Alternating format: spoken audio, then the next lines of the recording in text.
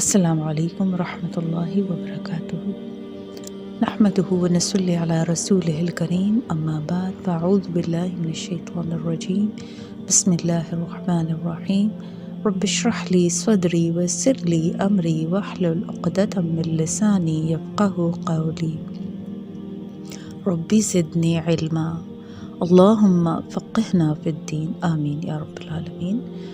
قال رسول اللہ صلی اللہ علیہ وسلم قد افلح من اسلم ورزق کفافا وقنعہ اللہ بما آتا۔ مسند احمد کی یہ حدیث ہے، یعنی وہ شخص کامیاب ہو گیا جس نے اسلام کو اپنایا اور اس کو بقدر کفاف رزق ملا اور اللہ نے اس کو اس پر قانع بنا دیا جو اس نے اس کو دیا۔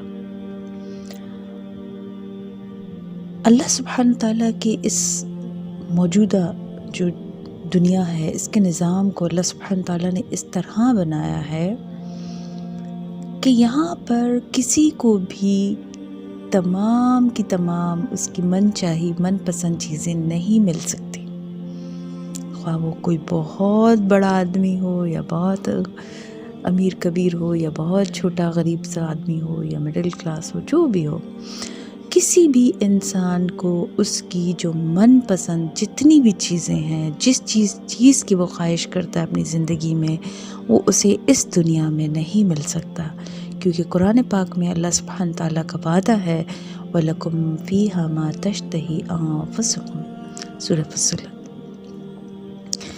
تو یہ جو وعدہ ہے کہ جو تم چاہو کہ وہ تمہارے لیے موجود ہوگا، وہ اگلی زندگی میں ہے، وہ جنت میں ہے۔ حاضر وقت جہاں پہ ہم جس دنیا میں ہم چل پھر رہے ہیں، اس میں کسی انسان کے لیے ممکن نہیں کہ وہ اپنی ہر مطلوبہ چیز کو پالے، اپنی ہر خواہش کو پورا کرے، ہر چاہ اس کی پوری کی جائے۔ تو پھر ہم کیا دیکھتے ہیں اپنے ارد گرد؟ آج کے ہر انسان مایوسی کا شکار ہے، تھکاوٹ کا شکار ہے، فرسٹریشن کا شکار ہے، ذہنی تناؤ میں مبتلا ہے۔ اور اس کی وجہ کیا ہے؟ ریزن کیا ہے؟ عام مثال اکثر دی جاتی ہے کہ وائٹ بورڈ پر اگر ایک درمیان میں بلیک ڈاٹ لگا لیں اور لوگوں سے پوچھا جاتا ہے کہ جی آپ کو سامنے کیا نظر آتا ہے، تو تقریباً ہر دوسرے بندے کو وہ وائٹ جو ہے نا بلیک ڈاٹ ہی نظر آتا ہے، پازیٹیوٹی بہت کم نظر آتی ہے۔ تو وجہ یہی ہے کہ انسان کو 100 میں سے اگر 99% بھی چیزیں مل جائیں، 100 میں سے 99% چیزیں بھی مل جائیں اور صرف 1% نہ مل سکے، تب بھی وہ پریشان رہتا ہے، مایوسی کا شکار نظر آتا ہے۔ کیوں؟ کیونکہ اللہ سبحانہ تعالیٰ نے انسان کی جو مشینری بنائی ہے یا اس کا جو مزاج ہے، یہ جو ہے یہ جنت کے لیے بنا ہے۔ انسان، اللہ نے تو ہمیں بنایا ہی جنت کے لیے، لیکن یہاں آ کے ہم نے جو ہمیں اختیار اور ارادے کی چھوٹ ملی، ہم نے اس کا غلط فائدہ لیا۔ کیوں؟ کیونکہ 100% چیزیں تو ملیں گی ہمیں جنت میں، جو میں چاہوں گی جنت میں ملے گا۔ آپ ارادہ کریں گے، سوچیں گے اور حاضر ہوگا۔ تو انسان تو بنا ہی اس چیز کے لیے ہے،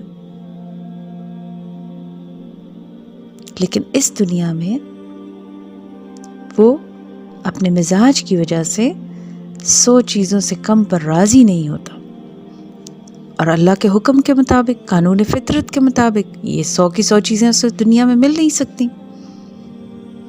تو اپنی خواہشات کے پیچھے یہ دوڑنا، یا خواہشات کی جو دنیا ہم نے بنا رکھی ہے، اور واقعتاً حقیقتاً جو ہماری لائف ہے یا لائف سٹائل ہے یا زندگی کے جو اللہ تعالیٰ نے ہمیں جتنا دیا ہوا ہے، اس کے درمیان اس تضاد نے تمام لوگوں کو، ہم سب کو ذہنی سکون سے محروم کر رکھا ہے۔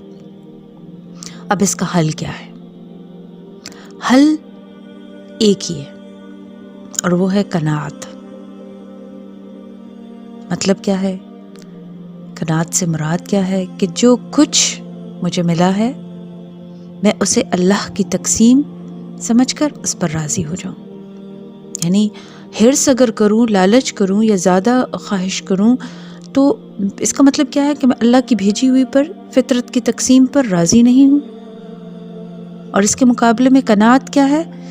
کہ انسان فطرت کی تقسیم پر، اللہ سبحانہ تعالیٰ کی تقسیم پر راضی ہو جائے۔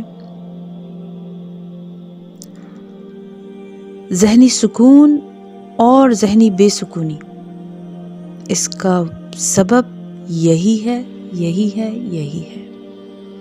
ہر دوسرا بندہ آج کیوں پریشان نظر آتا ہے؟ کیونکہ اس نے اپنی جھوٹ کی دنیا بنا لی ہے، کیونکہ وہ خواہشات کے پیچھے بھاگ رہا ہے۔ اب 100% تو وہ فلفل نہیں ہو سکتی یہاں اس دنیا میں، اس کو پوری کی پوری نہیں مل سکتی، یہ ایک قانون ہے تو ہے۔ اور اب وہ کیا کرتا ہے؟ یا تو وہ جھوٹ کی دنیا اپنے لیے بناتا ہے، یا پھر وہ انفیئر مینس یوز کرتا ہے۔ لیکن جب اللہ کا حکم نہیں ہوگا، نہیں ملنی تو کسی صورت نہیں ملتی۔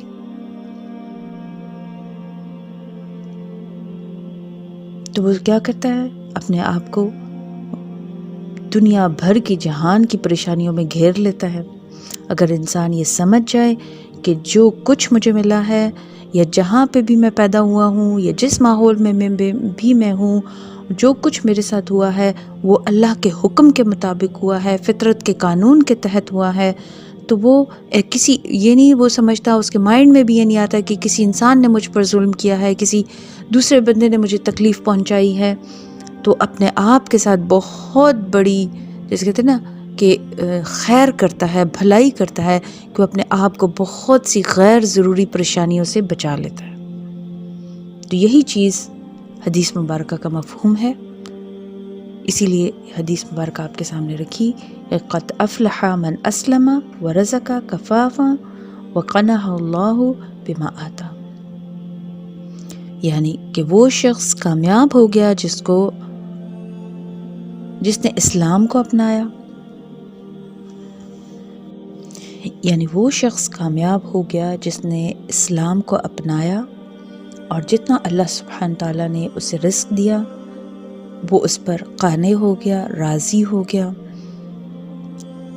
تو یہ اس کی زندگی کی سب سے بڑی کامیابی ہے۔ تو کامیابی کا واحد حل جو ہے، اللہ کی بھیجی ہوئی پر، اللہ کی تقسیم پر راضی ہو جائے۔ آمین یا رب۔